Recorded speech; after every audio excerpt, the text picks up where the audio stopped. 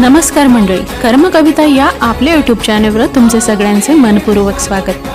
आषाढ महिन्याची चाहूल लागली की संत ज्ञानेश्वर आणि संत तुकाराम यांच्या दिंड्या आणि महाराष्ट्राच्या कानाकोपऱ्यातून हजारो दिंड्या आपल्या विठू माऊलीला भेटण्यासाठी पायी प्रवास करून वारीस निघतात.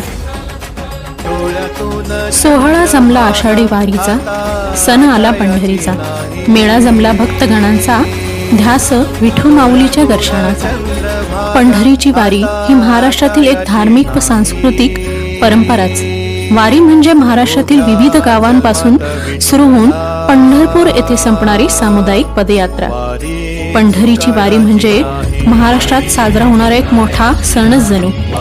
आणि हा सण म्हणजे फक्त हरिनामाचा गजर आणि निस्सीम भक्ती याचंच दर्शन घडवत असतं. आषाढाची चाहूल लागताच मनाला ओढ लागते ती पंढरीच्या वारीची.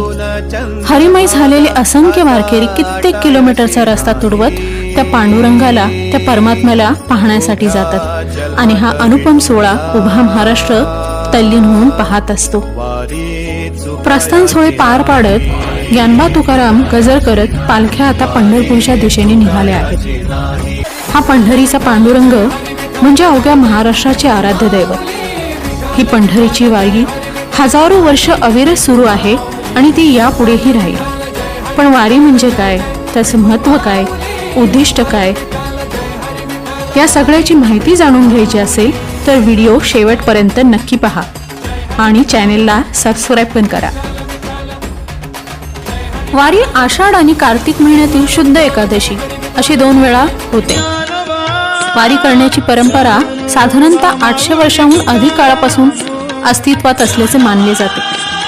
मराठी महिन्यात आषाढ शुक्ल एकादशीमध्ये अशा अनेक दिंड्या महाराष्ट्रातील जवळपास प्रत्येक गाव आणि शहरातून पंढरपूरला पांडुरंगाच्या दर्शनासाठी येतात.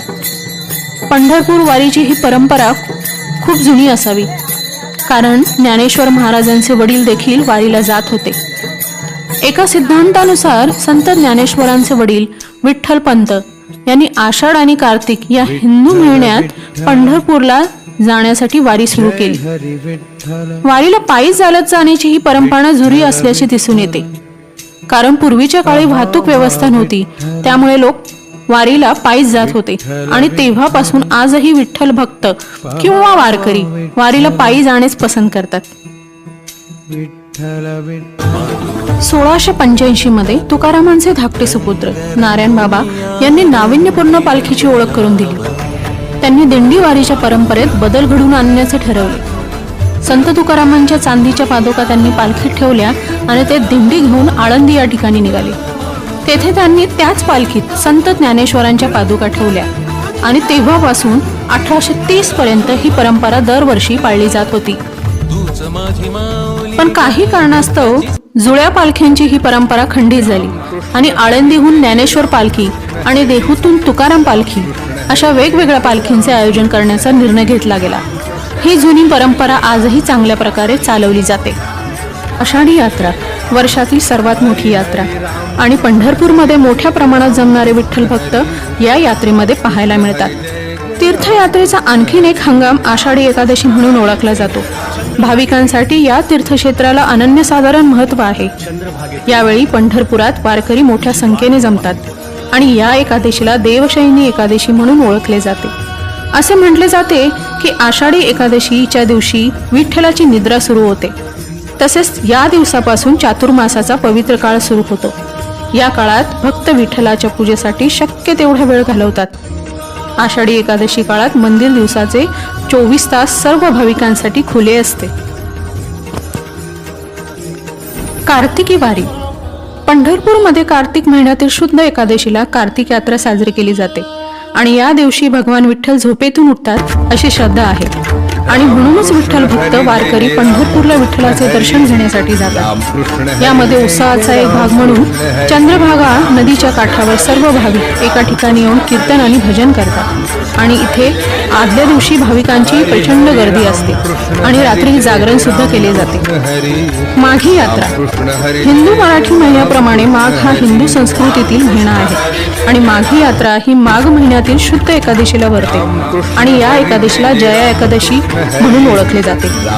इतर दिवसांप्रमाणे या दिवशीही पंढरपूरचे संपूर्ण वातावरण भक्तिमय असते आणि या दिवशी देखील पंढरपूर मध्ये वारकऱ्यांची गर्दी पाहायला मिळते.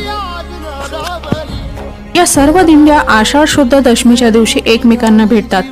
त्याच दिवशी संध्याकाळी सर्व भक्त आपापल्या दिंड्या घेऊन हळूहळू पंढरपूरकडे निघतात. तेथे पोचल्यावर ते चंद्रभागा नदीत पवित्र स्नान करतात आणि प्रदक्षिणा पूर्ण करतात. पुंडलिका वरदा श्रीहरी विठ्ठल, जय जय रामकृष्ण हरी हा जयघोष संपूर्ण पंढरपूरमध्ये घुमतो. एकादशीच्या दिवशी दुपारी विठ्ठल आणि रुक्मिणीच्या मूर्तीची श्री राधा राणीसह मिरवणूक खास तयार केलेल्या रथातून निघते. विठ्ठल भक्त किंवा वारकरी चैत्र यात्रा, कार्तिकी यात्रा, आषाढी यात्रा, माघी यात्रा यापैकी कोणत्याही यात्रेला पंढरपूरला भेट देतात आणि यालाच पंढरपूरची वारी असे म्हणतात. या वारीमध्ये वारकरी विठ्ठलाच्या भेटीसाठी पंढरपूरला पायी चालत जातात आणि जो वारकऱ्यांचा समूह मिळून वारीला जातो त्याला दिंडी असे या नावाने ओळखले जाते.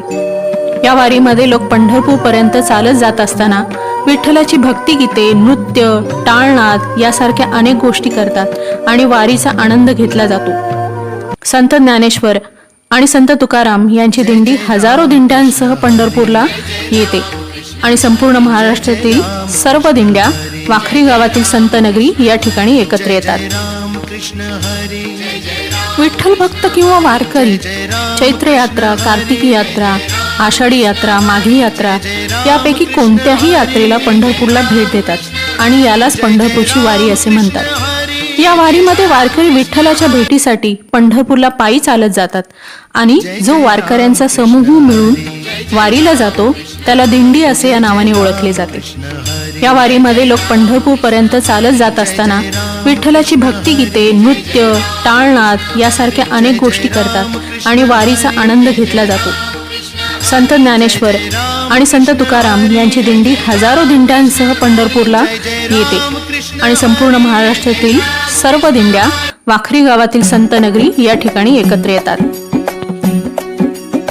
आणि अशा तऱ्हेने तहान भूक विसरून ऊन पावसाची आणि वयव्याधीची पर्वा न करता आपल्या लाडक्या विठुरायाचे दर्शन घेण्यासाठी हजारो मैल पायी चालत जाणारे हे वारकरी जेव्हा पंढरपुरात पोहोचतात, मजल दरमजल करीत सर्व वारकरी विठुरायाच्या या पंढरी नगरीत दाखल होतात आणि लांबूनच मंदिराचा कळस दिसताच जल्लोषाने हरिनामाचा गजर सुरू होतो.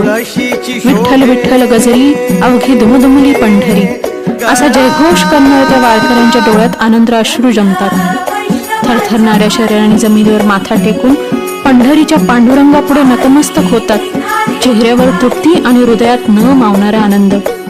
शेवटी भेट होते त्या सावळ्या विठोबाच्या भक्तीत तन मन धन हरपलेले वारकरी आणि आपल्या भक्तांच्या भेटीसाठी आतुर झालेल्या त्या सावळ्या विठोबाची. ते सावळं साजिरं मनोहर पितांबर ल्यालेलं ते रूपड पाहताच भक्तांचा सगळा शीण क्षणात नाहीसा होतो. डोळ्यात अश्रू दाटून येतात आणि दाटलेल्या कंठातून सहज शब्द येतात, याचसाठी केला होता अट्टहास, अखेरचा दिस गोड व्हावा. लाडक्या विठुरायाचे दर्शन घेऊन भक्त एकच मागणं मागतो, हेची दान देगा देवा तुझा विसर न व्हावा. गुण गाईन आवडी हेची माझी सर्व जोडी. न लगे मुक्ती धनसंपदा सत्संग देई सदा. तुका म्हणे गर्भवासी सुखे घालावी आम्हास.